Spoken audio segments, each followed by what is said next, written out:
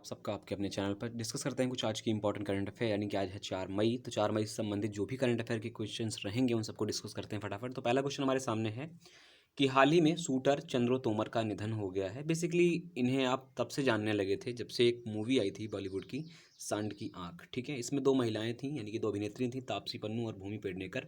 इन्होंने अलग अलग किरदार निभाए थे। तो जो चंद्रो तोमर का किरदार था वो निभाया था तापसी पन्नू ने। आप इनके साथ में देख पा रहे होंगे पिक्चर को भी। तो तापसी पन्नू ने चंद्रो तोमर का किरदार निभाया था, तब से चंद्रो तोमर जी को बहुत सारे लोग जानने लगे थे। ठीक, पहली बात।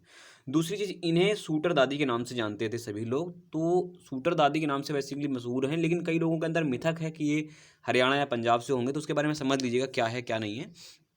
तो चंद्रो तोमर का जो जन्म हुआ था वो 10 जनवरी 1932 को, कहाँ? तो उत्तर प्रदेश के शामली में हुआ था। यानी कि आप इस बात को समझिएगा कि उत्तर प्रदेश के शामली, हालांकि शामली एनसीआर में आता है, हरियाणा से लगा हुआ है, खैर कोई उसके अलावा बात नहीं करते। तो उत्तर प्रदेश के शामली में हुआ था इनका जन्म 1932 में। वे कभी स्कूल नहीं गई, लेकिन 15 वर्ष की आयु में उनका विवाह हो गया था। इन्हें बाल विवाह की शिकार हुई थी। ठीक है, खैर गौरतलब है उन्होंने निशानेबाजी 1999 में सीखनी शुरू करी, और उस समय जो उनकी एज थी वो 60 वर्ष थी। तभी कहते हैं कि सीखने की कोई उम्र नहीं होती। खैर जो भी है, तो उन्होंने 30 से ज़्यादा राष्ट्रीय स्तर की चैंपियनशिप में अवार्ड जीते हैं, और इनका भी हाल ही में 89 वर्ष की आयु में चंद्रो तोमर जी का क्या हो गया है? निधन हो गया। बेसिकली इन्हें कोविड से बताया गया कि कोविड पेशेंट थी, कि कोविड-19 से ही इनका निधन हुआ है। तो 30 अप्रैल को इनका हाल ही में निधन हो गया है। ठीक है, ध्यान रखिएगा इस बात को लेकर के कि इन्हें शूटर दादी के नाम से जानते थे। सबसे ज़्यादा आपसे इंपॉर्टेंट बात रहेगी, यूपी के परिप्रेक्ष्य में आपसे सबसे ज़्यादा जरूरी चीज़ ये रहेगी कि इनका जन्म कहाँ हुआ था? तो उत्तर प्रदेश में। ठीक है, ध्यान रखिएगा। चलिए अगले क्वेश्चन की ओर चलते हैं। अगला क्वेश्चन है कि यूनाइटेड किंगडम कम गति पर सेल्फ ड्राइविंग वाहनों के उपयोग के लिए विनियमन की घोषणा करने वाला पहला देश बन गया। यानी कि पहला देश ऐसे बन गया है कि इसने क्या किया है? सेल्फ ड्राइविंग यानी कि ड्राइवरलेस कार के लिए बाकायदा अनाउंसमेंट कर दी कि 2021 में हम लॉन्च कर देंगे। क्या है क्या नहीं है, पूरा डेटा समझिएगा। यूके ने कहा है कि आप अधिकतम 37 मील प्रति आवर की गति से आप ड्राइविंग लेस कार का प्रयोग कर सकते हैं। और इसके अलावा टारगेट यूके ने क्या रखे हुए थे कि ब्रिटेन का सरकार का अनुमान है कि 2035 तक जो 40% कार हैं उनमें सेल्फ ड्राइविंग क्षमता होगी। हालांकि सरकार ये भी कहती है लगभग हम 35,000 रोजगार वृद्धि करेंगे। आई डोंट नो कैसे रोजगार वृद्धि करेंगे, ये उनका टारगेट है। खैर जो भी है, आप कम से कम इतना ध्यान रखिएगा कि अभी हाल ही में किस देश ने सेल्फ ड्राइविंग वाहनों के लिए अनुमति दी है? तो सेल्फ ड्राइविंग वाहनों के लिए अनुमति दी है यूनाइटेड किंगडम। ठीक है, आप ये देखें चाहे तो पिक्चर के माध्यम से देख पाएँ कि ये आर्टिफिशियल इंटेलिजेंस बेस्ड बाकायदा पूरा कार के अंदर फीचर्स होंगे, जिससे आप बाकायदा अपना आप सेट करके आराम से आप चल सकते हैं। आप अपने जो भी काम करना चाहें आप करें। इसके अलावा उबर हो गया, या वर्तमान में अन्य कंपनियां हैं, इवन ओला भी अब तो बहुत बड़े स्तर पर काम कर रही है ड्राइवरलेस कार के लिए। तो वो फ्यूचर के प्लान्स हैं, फ्यूचर में ही देखेंगे। खैर जो भी है, तो दूसरे क्वेश्चन को बहुत ध्यान से समझ लीजिएगा। ठीक है, कितना कब तक साल तक टारगेट रखा है वो भी। खैर अगला क्वेश्चन देखते हैं। तो अगला क्वेश्चन है कि आयुष्मान भारत दिवस 30 अप्रैल को मनाया गया है। 30 अप्रैल के ही दिन वर्ष 2018 में प्रधानमंत्री ने नरेंद्र मोदी जी ने शुरू किया था क्या? आयुष्मान भारत योजना को। ये क्वेश्चन आपसे मैं आपसे यहाँ से छोड़ने जा रहा हूँ कि आयुष्मान भारत योजना किस स्थान से शुरू करी गई थी। तो ये मुझे 2018 में जो यहाँ से शुरू की गई थी वो प्लेस बता दीजिएगा। ठीक है, आगे देखते हैं। तो योजना ने अब तक 75,532 आयुष्मान भारत स्वास्थ्य और कल्याण केंद्रों को शुरू करा। यानी कि इतने सेंटर इस्टेब्लिश हो चुके हैं इसी योजना के तहत पूरे संपूर्ण भारत भर में। एक बात और ध्यान रखिएगा कि 5 लाख रुपए इसके तहत जो बीमा राशि होती है वो 5 लाख रुपए होती है, जिसका जो वहन होता है वो 60-40 का आंकड़ा रहता है। यानी कि 60% जो वहन करता है वो वहन करता है सेंटर, और 40% जो वहन करता है वो स्टेट गवर्नमेंट आपका वहन करती है। ठीक है, ये सब बातें ध्यान रखिएगा। जैसे ये एक आयुष्मान मित्र भी अनाउंस किया गया था, जिसे 15,000 रुपये प्रति माह दिए जाने थे, और प्रति मरीज पर 50 व्यक्ति उसे अतिरिक्त दिए जाते थे। यानी कि एक अच्छा खासा व्यक्ति अपना रोजगार पा सकता था। कहते तो यही है कि 1 लाख वर्तमान में सेवाएं दे रहे हैं, लेकिन अब जो भी है अच्छी बात है। सरकार अगर ऐसी नीतियां लाती है तो बड़ी अच्छी बात है। खैर जो भी है, तो आयुष्मान भारत दिवस 30 अप्रैल को मनाया गया। इतना डेटा आप सबके लिए इंपॉर्टेंट है। कितने वर्तमान में केंद्र हैं, नोट डाउन कर लेना। और सबसे बड़ी बात मुझे जरूर बताइए कि कहाँ से योजना शुरू करी गई थी। ठीक है, चलिए आगे देखते हैं कि आंध्र प्रदेश ने जल जीवन मिशन के तहत चालू वित्त वर्ष का मतलब ये होता है कि 1 अप्रैल से 31 मार्च के बीच में। ठीक है, इस वित्त वर्ष में क्या बोला है कि 32,47,000 घरों में नल जल कनेक्शन देने की घोषणा करी है। ठीक है, ये आंध्र प्रदेश के वर्तमान में सीएम है, ध्यान रखिए।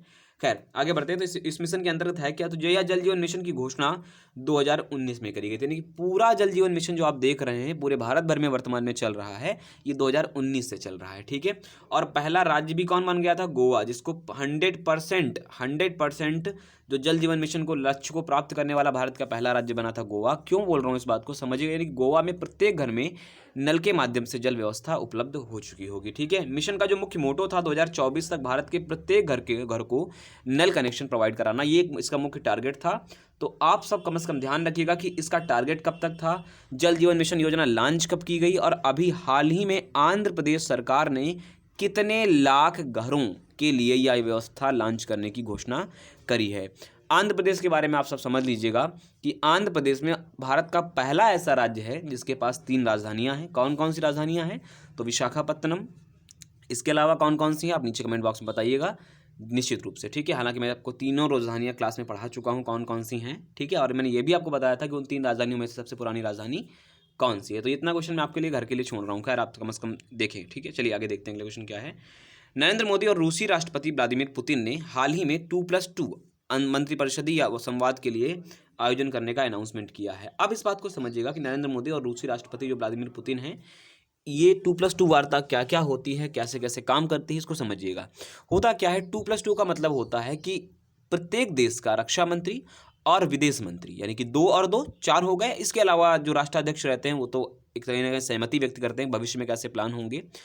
और एक बात ध्यान रखना कि इन 2+2 वार्ता क्या रशिया के साथ ही होती है? तो नहीं, 2+2 जो आपकी वार्ता होती है, डायलॉग होता है या 2+2 समिट होती है, ये यूएस,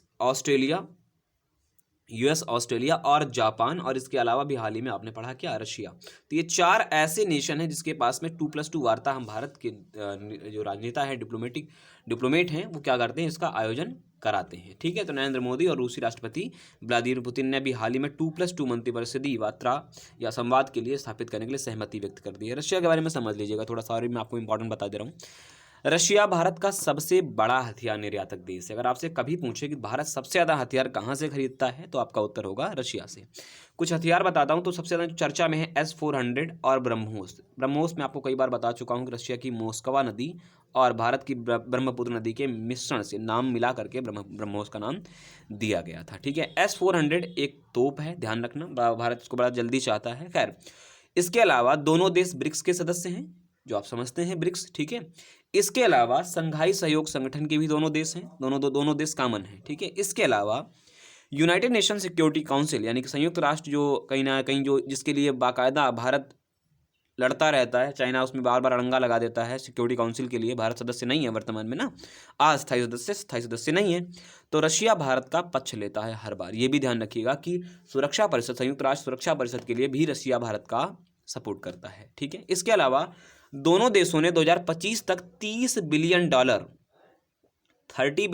के लिए क्या कहा है कि हम दोनों देश क्या करेंगे, ध्यान रखना, $30 बिलियन का व्यापार लक्ष्य रखा है दोनों देशों ने। ठीक, एक बार और इंपॉर्टेंट बताता हूं आपको क्या है कि आप सबको पता है भारत का पहला मिशन जो है वो है गगनयान। ठीक है, गगनयान के लिए अंतरिक्ष यात्रियों को ट्रेनिंग कौन दे रहा है? रशिया। ध्यान रखना, रशिया दे रहा है। बाकी मेडिकल के लिए अलग देशों में ट्रेनिंग लेंगे, वो सब अलग अलग बातें हैं, लेकिन रशिया क्या करेगा, भारत के पहले अंतरिक्ष मिशन के लिए अंतरिक्ष यात्रियों को भी हाल ही में ट्रेनिंग देगा। तो रशिया से संबंधित इतना डेटा ध्यान रखिएगा, बाकी आगे बढ़ते हैं। ठीक है, अगला क्वेश्चन क्या है कि हाल ही में यूनाइटेड नेशन के वैश्विक परिवार नियोजन कार्यक्रम के लिए यूके ने फंड में क्या कर दी है, कटौती कर दी है। देखो क्या दिक्कत है, कोविड-19 के कारण हर देश अपना चाहता है कि वर्तमान में उसके पास इतना फाइनेंस बना रहा है जितनी की दिक्कत उठाई जा सके, यानी कि इतनी जद्दोजहद करी जा सके देश के साथ में। खैर जो भी है, तो 154 मिलियन यूरो कहे थे यूके ने देने के लिए, और अभी इसको काट करके 23 मिलियन यूरो कर दिया, यानी कि 23 मिलियन यूरो यूके देगा। किसे देगा? तो यूनाइटेड नेशन पॉपुलेशन फंड को। ये आपको बाकायदा इसके मैंने डेटा दे रखा है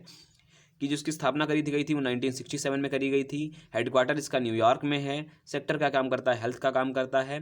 बाकी सारे डेटा आप समझ कर पढ़ लीजिएगा। ठीक है, जरूरी है सारी चीज़ें। एक बात मैं आपको इंपॉर्टेंट बता दे रहा हूँ, वो आप समझ लीजिए, देख लीजिएगा इसके बारे में क्या कर रहा है। यही जो आपका यूनाइटेड नेशन आपका जो पॉपुलेशन फंड है, ये एक बात कहता है, इस बात को ध्यान रखिएगा, क्या कहता है कि ये भारत जो हमारा है, वर्तमान में हमारा जो भारत है, ये चाइना को क्रॉस कर देगा। ठीक है, 2036 तक जो चाइना है, चाइना से हमारी जनसंख्या कई गुना बढ़ जाएगी। तो ये एक बहुत बड़ा बात है कि किस तरीके से हम 2036 तक के लिए किसको क्रॉस कर देंगे, चाइना को। लेकिन एक बार इससे पहले भी एक रिपोर्ट आई थी कि 2028 तक के लिए, तो खैर 2000 अगर आपसे क्वेश्चन पेपर में पूछता है कि यूनाइटेड नेशन पॉपुलेशन फंड के हिसाब से भारत चाइना से ज़्यादा कब आगे बढ़ जाएगा, सर्वाधिक जनसंख्या वाला देश कब बन जाएगा, तो आपका उत्तर होना चाहिए 2028। खैर इतनी बात ध्यान रखिएगा कि यूनाइटेड नेशन पॉपुलेशन फंड के अनुसार दुनिया में सर्वाधिक जनसंख्या वाला देश भारत कब तक बन जाएगा, तो 2028 तक बन जाएगा। आंकड़े अलग अलग स्तर के हैं, अलग अलग ध्यान रखिएगा। फिलहाल ये जो इसका आंकड़ा है वो ध्यान रखिए 2028 तक के लिए है। बाकी मैंने आपको सारी चीज़ें बता दी हैं। आगे बढ़ते हैं। अगला प्रश्न क्या है कि महाराष्ट्र दिवस 1 मई को मनाया गया है। 1 मई के ही दिन 1960 में गुजरात और महाराष्ट्र का विभाजन किया गया था, अलग अलग स्तर पर, अलग अलग भाषाई आधार पर। और भाषाई आधार पर पहला राज्य कौन बना था, तो आंध्र प्रदेश। ठीक है, इतनी बात भी ध्यान रखिएगा। खैर, तो महाराष्ट्र दिवस जो मनाया गया था, या महाराष्ट्र दिवस 1 मई को मनाया गया, वो कैसे मनाया गया और किस तरीके से भाषाई आधार पर अलग अलग किया गया, उसको भी समझिएगा कि गुजराती और कच्छी भाषा, गुजराती और जो कच्छी भाषा थी उस भाषा के आधार पर गुजरात का गठन, और मराठी और कोंकणी, मराठी और कोंकणी के आधार पर किसका गठन किया गया था, तो महाराष्ट्र का गठन किया गया। तो दोनों बातें ध्यान रखिएगा कि महाराष्ट्र का जो गठन किया गया वो 1 मई को किस आधार पर किया गया, कोंकणी और मराठी भाषा के आधार पर। और गुजरात का विभाजन कैसे किसके आधार पर किया गया, भाई पहले सारी चीज़ें बॉम्बे प्रेसिडेंसी के तहत आती थी। यानी कि बॉम्बे प्रेसिडेंसी कई बार आपसे एग्जाम में घुमाने के लिए क्वेश्चन करता है, मैं भी क्लास में कई बार आप लोगों से पूछ लेता हूँ कि महात्मा गांधी का जन्म किस राज्य में हुआ था। ठीक है, तो वैसे तो आपका उत्तर ठीक है, गुजरात में, पोरबंदर में ही, पोरबंदर गुजरात में ही है। बट वैसे अगर आपसे पूछता है प्रेसिडेंसी के आधार पर पूछता है तो बरार या मध्य प्रांत ऐसा कुछ लगा के मत आइएगा, आप सबका उत्तर होना चाहिए बॉम्बे प्रेसिडेंसी। ठीक है, चलिए आगे देखते हैं। अगला क्वेश्चन क्या है कि 1 मई को गुरु तेग बहादुर जी की 400वीं जयंती मनाई गई है। वैसे तो गुरु तेग बहादुर जी के बारे में आप सबने सुन रखा होगा, नहीं जानते तो मैं बता दूं, गुरु तेग बहादुर जी 9th गुरु थे, सिखों के 9वें गुरु थे। इनके जो पिताजी का नाम था, इनके पिताजी का नाम था हरगोविंद सिंह, और हरगोविंद सिंह खुद 6वें गुरु थे। ठीक है, इनकी जो माता थी उनका नाम था नानकी। ठीक है, माता जी का नाम क्या था, नानकी था।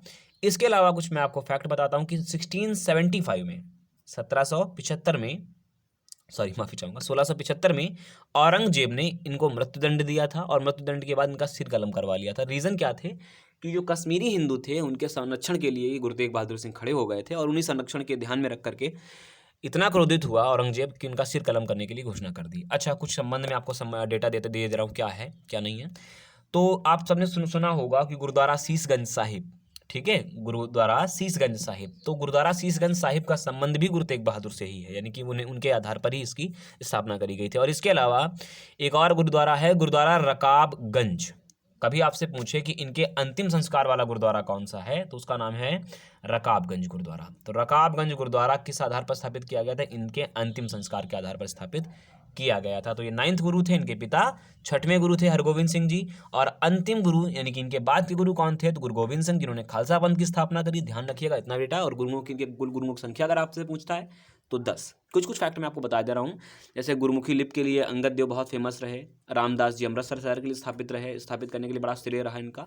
तो कई बार आपसे पूछता है कि अकबर के समकालीन कौन थे, तो रामदास जी। फिलहाल बाकी चीज़ें आप सब बाद में कभी फ्यूचर में डिस्कस करेंगे, लेकिन फिर भी आप इतनी बातें ध्यान रखिएगा। चलिए आगे देखते हैं अगले क्वेश्चन की ओर। अगला क्वेश्चन ये है कि भारतीय नौसेना ने समुद्र सेतु सेकंड ऑपरेशन को अभी हाल ही में क्या कर दिया, लॉन्च कर दिया। गत वर्ष आपने देखा कि कोविड-19 की ड्यूरेशन में समुद्र सेतु यानी कि सी ब्रिज 1 को लॉन्च किया गया, तो अभी इसको लॉन्च किया गया। क्या क्या है, क्या क्या नहीं, देखिए कि INS कोलकाता और INS तलवार ये जाएंगे बहरीन को, जो भी स्वास्थ्य सेवाएं देंगे या भारतीय फंसे होंगे उनको लाने का भी काम करेगा, जो भी है। ठीक है, और INS जलाश्व और INS एरावत ये सिंगापुर जाएंगे। ठीक है, ये भी बात। और INS जलाश्व इसके अलावा मॉरिशस भी जाएगा, तो ये भी ध्यान रखिएगा। तो ये समुद्र सेतु करता क्या है, जितनी भी मेडिकल सेक्टर हिंद महासागर में जो जो देश स्थित हैं उन सब की मदद के लिए बाकायदा आगे निकलता है भारत।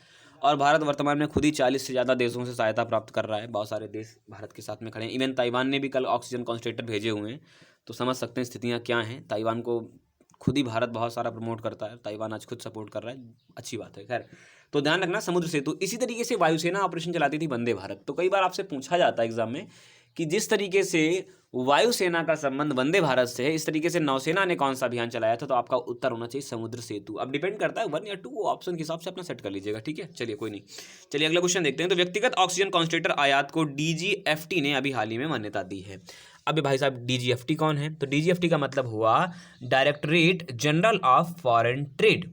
इसने अनुमति दी है कि आप चाहें तो ऑक्सीजन कॉन्सेंट्रेटर अब व्यक्तिगत उपयोग के लिए आप मंगा सकते हैं विदेश से भी। ठीक है, ये बात बड़ी बात है, क्योंकि बात ये है ना, ऑक्सीजन कॉन्सेंट्रेटर जो कि खुद बहुत अच्छी चीज़ है, जो 95 से 96% प्योर ऑक्सीजन देता है। मैंने आपको इससे पहले करंट अफेयर के सेशन में कई बार डिस्कस कर चुका हूँ इसके बारे में कि कहाँ कहाँ से हमने कितना कितना लिया, अमेज़न कितना दे रहा है या अन्य कंपनियां कौन कौन सी कितना सपोर्ट कर रहे हैं, कौन कौन से नेशन सपोर्ट कर रहे हैं, WHO ने कितने भेजे हुए हैं, सारी बातें डिस्कस करा चुका हूँ, देख लीजिएगा लास्ट में, ठीक है। खैर, अच्छा, अब ये आयात को अनुमति तो दे दी है, लेकिन विदेश व्यापार नीति 2015 और 20 में संशोधन करना होगा। इसके लिए क्या संशोधन करना होगा? ये आयात के लिए हो सकता है भारत सरकार शुल्क ना ले भविष्य में। क्यों नहीं लेगा? देखो बताता हूँ। रीज़न ये था कि 2015 से 2020 के बीच में, यानी कि 2020 तक कहीं ना कहीं 6 सालों के भीतर एक विदेश व्यापार नीति रखी गई थी और कहा गया था कि विदेशी बिक्री को हम दोगुना करके $900 बिलियन कर लेंगे, यानी कि 900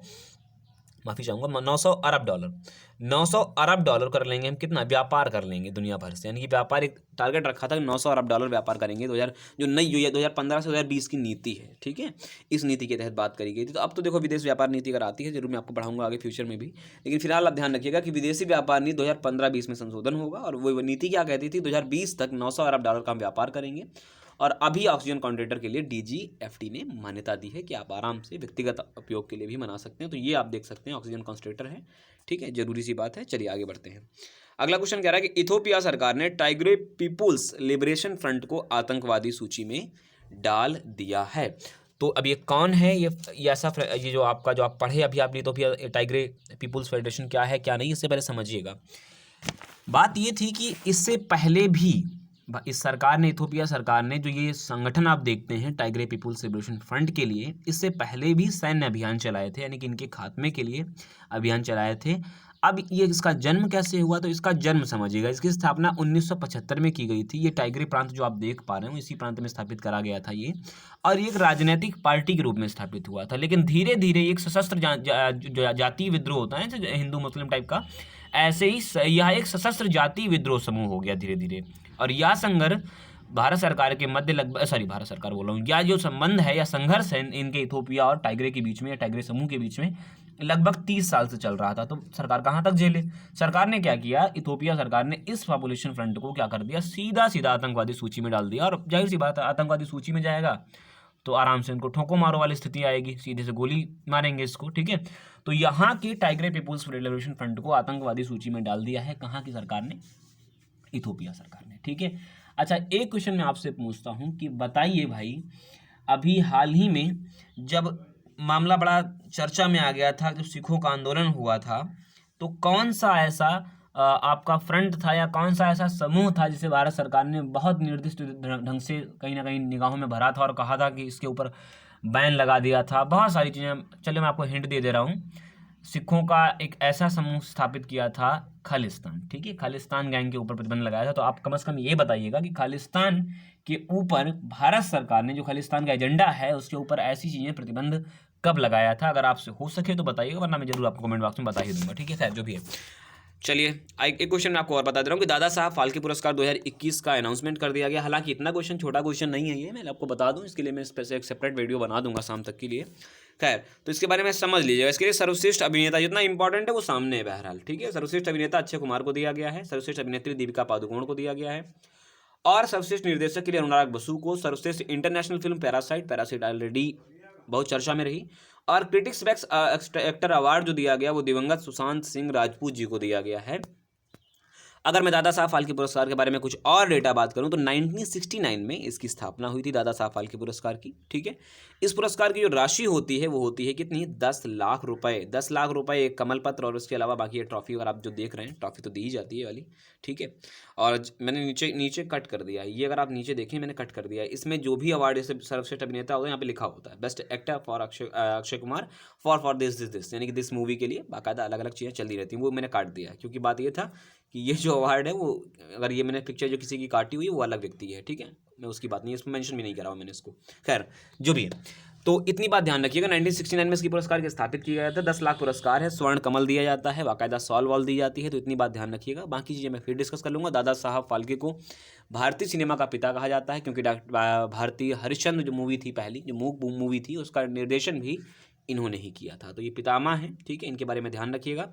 बाकी चीज़ें मैं एक सेपरेट वीडियो बना दूंगा दादा साहब फाल्के पुरस्कार के अलावा। आई होप आपको वीडियो से पसंद आया हो। वीडियो अगर अच्छा लगे तो लाइक करें, शेयर करें और बने रहें हमारे साथ। नमस्कार।